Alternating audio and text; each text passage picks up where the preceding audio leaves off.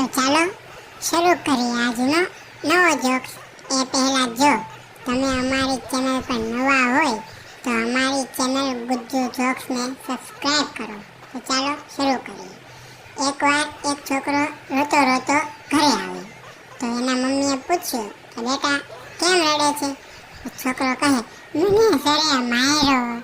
તો એના મમ્મી કહે તને સરે કેમ માર્યો? તો છોકરો કહે મેં એને હામો માર્યો હતો. તો એના મમ્મી કહે તે સરને કેમ માર્યો?